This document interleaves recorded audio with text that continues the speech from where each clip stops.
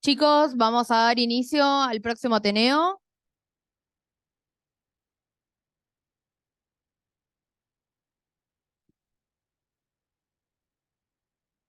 Hola a todos, mi nombre es Rocío Raba y soy bioquímica residente de segundo año en LACBA, que es el laboratorio de TESEBA, y hoy les voy a presentar este Ateneo que se titula Diagnóstico de Acromegalia.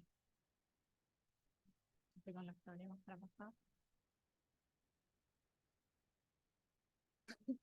Bueno, primero les voy a presentar el temario, vamos a definir la enfermedad, después vamos a hablar de las generalidades y de sus causas, de las manifestaciones clínicas, del diagnóstico y el tratamiento. Después les voy a mostrar cómo se hace el seguimiento del paciente desde el laboratorio y por último las conclusiones.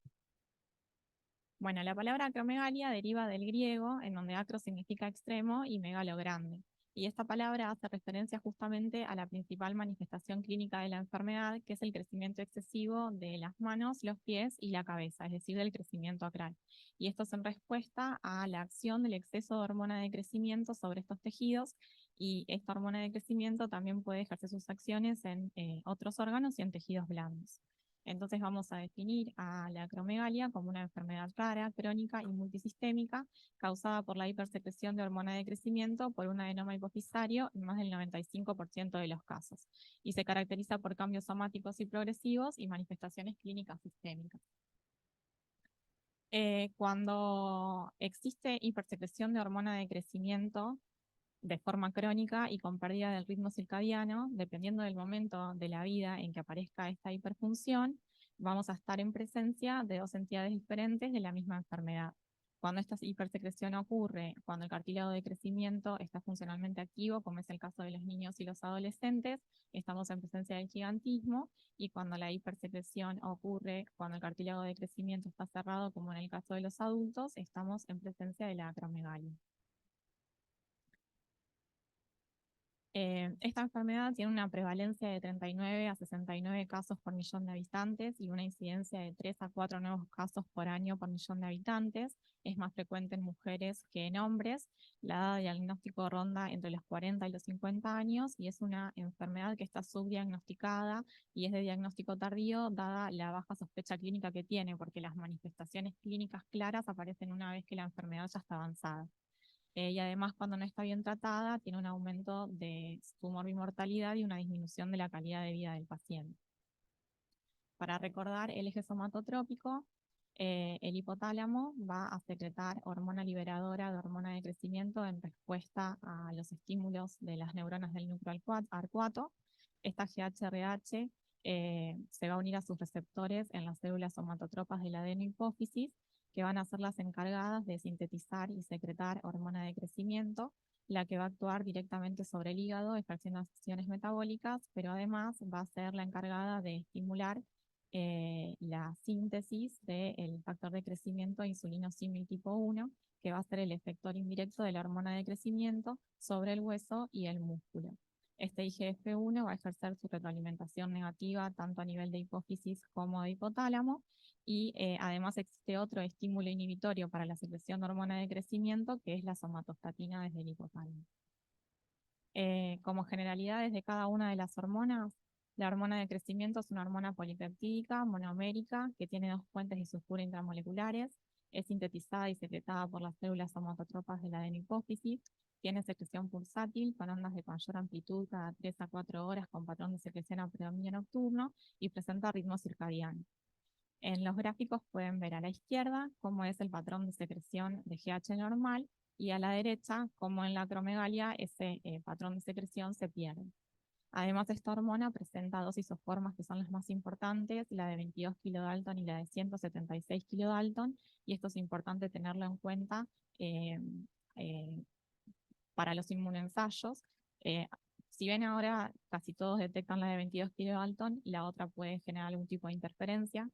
Aproximadamente el 50% de la hormona de crecimiento circula unida a su proteína transportadora, es una hormona anabólica y es el principal efector del crecimiento postnatal directa o indirectamente a través de IGF-1.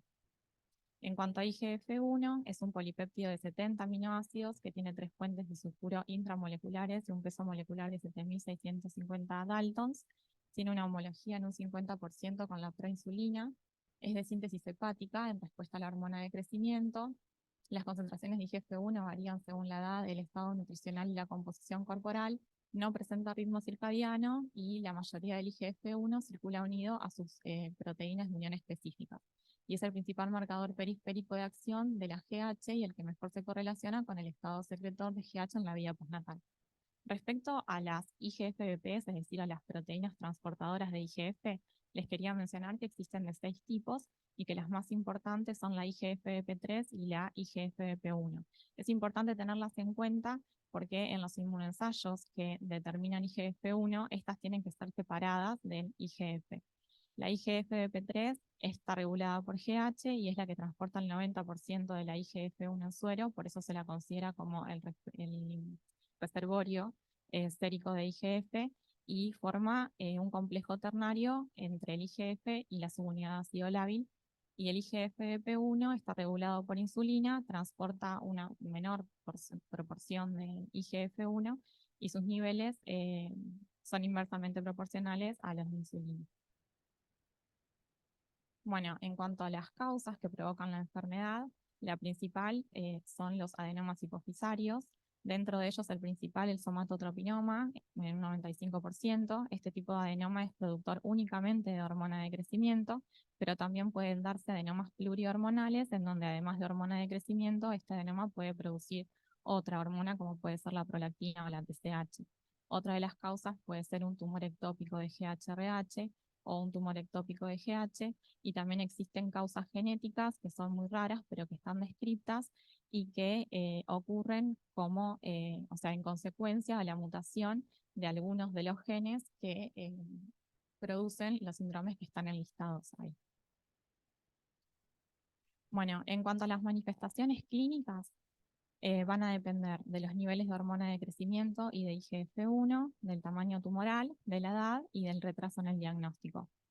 Y los signos y síntomas pueden dividirse en aquellos que están relacionados con la masa tumoral y los derivados del exceso de hormona de crecimiento. En cuanto a los relacionados con la masa tumoral, tenemos la cefalea y los defectos del campo visual. Y en cuanto a los derivados del exceso de hormona de crecimiento, tenemos el excesivo crecimiento de tejidos blandos y óseos, el crecimiento acral de manos, pies y cráneo, el crecimiento facial, los cambios dentales, como pueden ser la separación dental o el prognatismo, que es la inversión de la mordida, la hiperhidrosis o la sudoración excesiva, la macroglosia, que es el aumento del grosor de la lengua, síndrome del túnel carpiano, la fatiga, artropatía, síndrome de apnea del sueño, en las mujeres irregularidades menstruales y disfunciones sexuales en los hombres, la disminución de la libido y enfermedad cardiovascular y alteraciones en el metabolismo, que son las que producen las principales comorbilidades. Bueno, y hay una analogía entre el perfil de un paciente acromegálico y Jack, pobrecito. Bueno, en cuanto al diagnóstico, es importante tener en cuenta que se trata de un diagnóstico interdisciplinario, en donde tiene 3 pilares fundamentales, que son la clínica, el laboratorio y las imágenes. En cuanto a la clínica, es importante, como decíamos recién, que dada la baja sospecha clínica, que el médico esté atento a todos los signos y síntomas que pueden llegar a aparecer en el paciente, que son los que mencionamos recién, pero además les quería mostrar que existen otras herramientas una vez que el paciente ya está diagnosticado, que evalúan la calidad de vida del paciente con acromegalia, que consiste en 22 preguntas que se basan en hacer un análisis físico y psicológico, y el análisis psicológico evalúa la apariencia del paciente, cómo él se percibe una vez que empezaron sus cambios físicos y además cómo comenzaron a hacer las relaciones interpersonales a partir de todos esos cambios. Se hace un score en función de las respuestas del paciente y cuanto menor es ese score, peor es la calidad de vida. Bueno, en cuanto al diagnóstico de laboratorio, se tienen que hacer 3 determinaciones principales. La determinación de GH basal, IGF-1 y la curva de supresión de hormona de crecimiento con el test de tolerancia oral a la glucosa, preferentemente a 5 tiempos. Y es este último el método gold estándar para el diagnóstico de acromegalia. Pero además es importante hacer otras determinaciones hormonales para evaluar la integridad de los otros ejes y evaluar que no exista un exceso de alguna otra hormona, como podría ser en el caso de un adenoma plurihormonal o mixto. También es importante realizar la determinación de IGF-BP3, especialmente en aquellos casos border.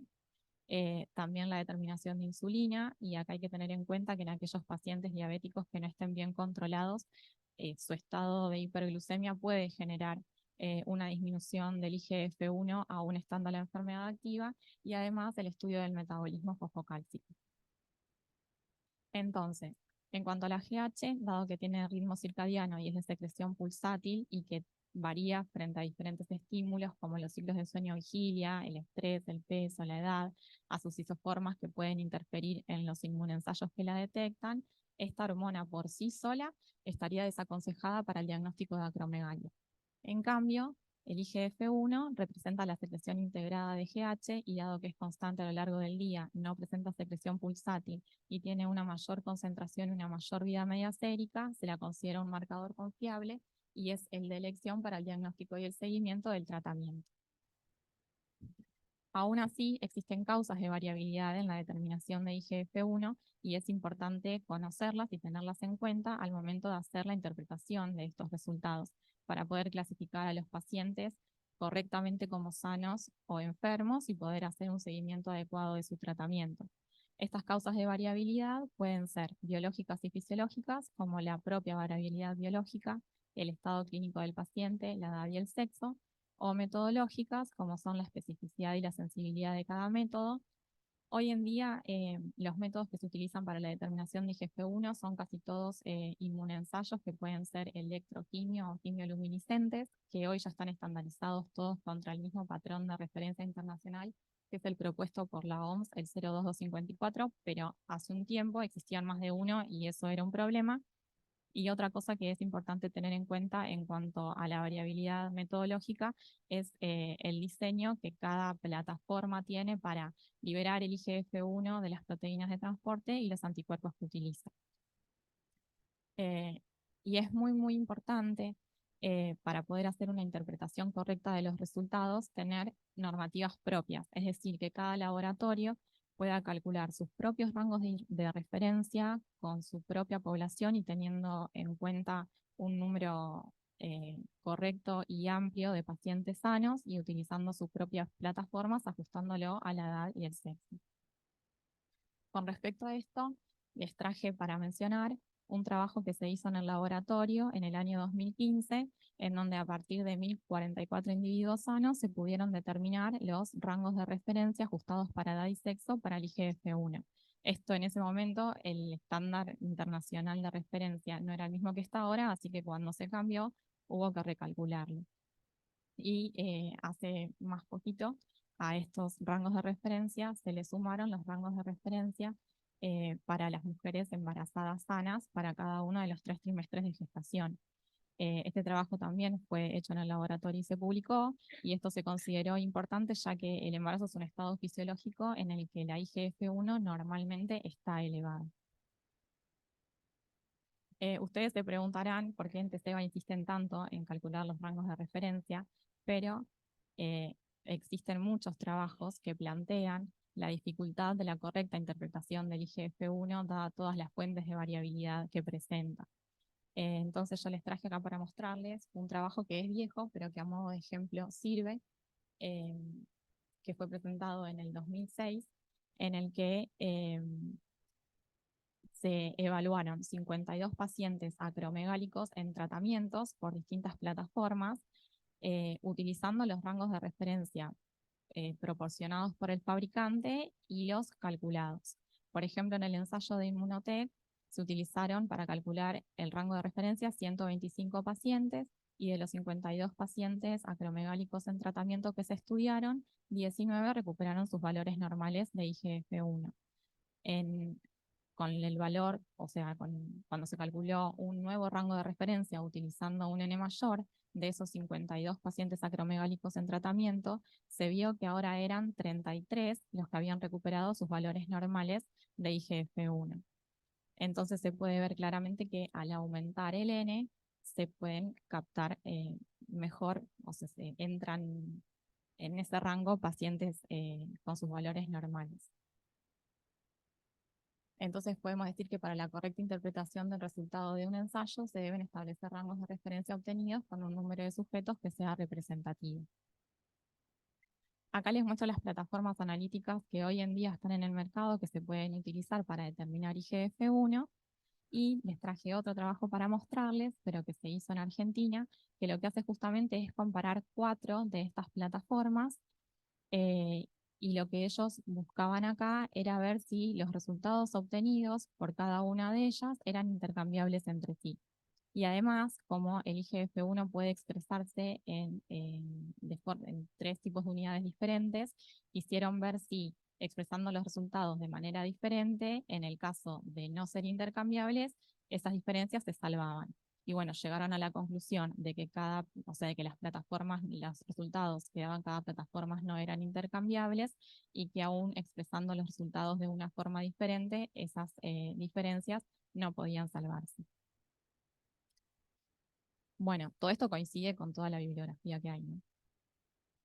Nosotros en nuestro laboratorio contamos con 2 plataformas analíticas para determinar IGF-1. Una es el InMulai 2000 de Siemens y la otra es el IDS-I10 de ISIS, que hace poquito entró a la Argentina y que no aparecía en ninguno de los trabajos anteriores que les mencioné.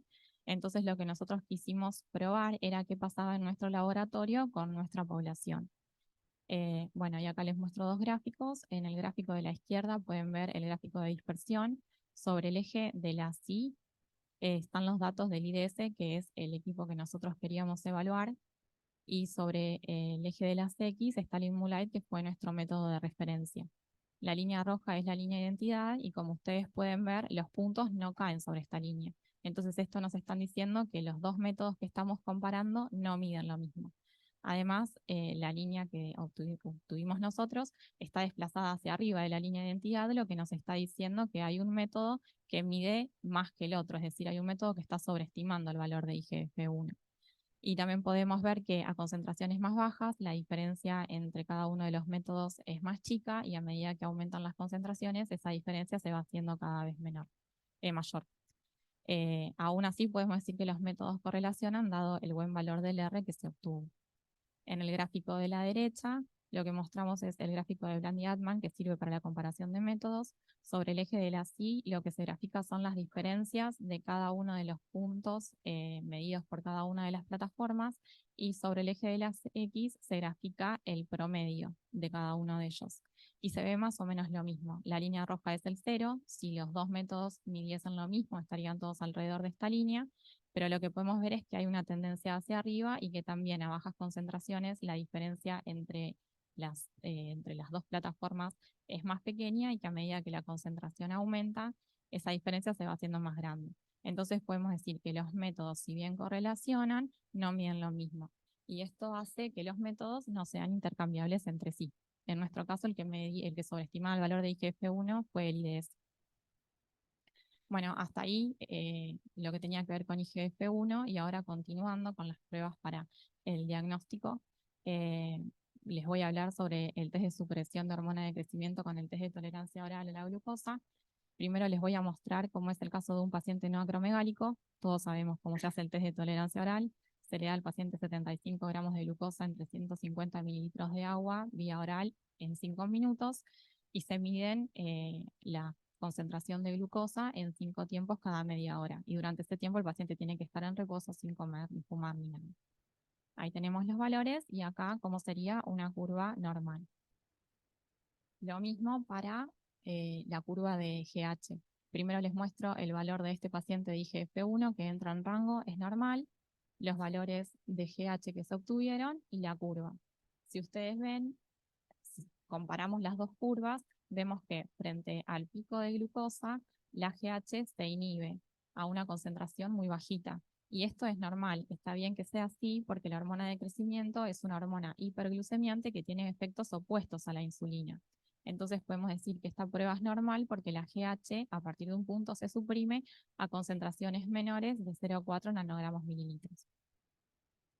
Por el contrario, en un paciente acromegálico, acá les muestro la curva de glucosa, pero esta es a 3 tiempos, ahí vemos la curva, y en cuanto a los resultados de IGF-1, ya este paciente tiene valores elevados que se le van del rango, Y en cuanto a la curva de GH, si ustedes ven, los valores de GH están muy por encima de su valor máximo.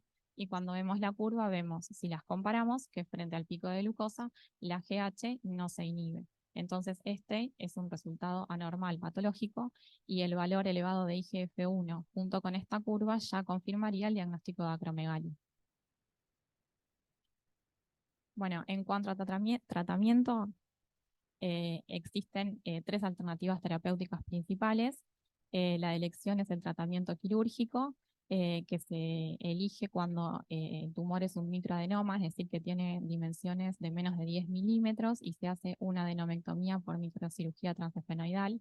Cuando el tumor es de mayor tamaño, lo que se hace es dar medicación hasta llegar a las dimensiones de microadenoma para poder hacer la cirugía. En cuanto al tratamiento medicamentoso, eh, el tratamiento de elección son los análogos de la somatostatina, en especial el osteotride, pero también pueden darse agonistas de la dopamina en el caso de que el tumor produzca alguna otra hormona, como por ejemplo la prolactina, y en el caso de aquellos pacientes que sean resistentes a los análogos de somatostatina, se pueden dar antagonistas de la GH. Y el último tratamiento de elección es la radioterapia. Bueno, y ahora les voy a mostrar cómo es el seguimiento de un paciente acromegálico desde el laboratorio. Habíamos dicho que el marcador de elección para el seguimiento era el IGF-1. Entonces, en este caso, les voy a presentar una paciente, mujer de 41 años, que llegó al laboratorio por primera vez en marzo del 2019. Como pueden ver, su valor de IGF-1 está muy por encima del rango normal.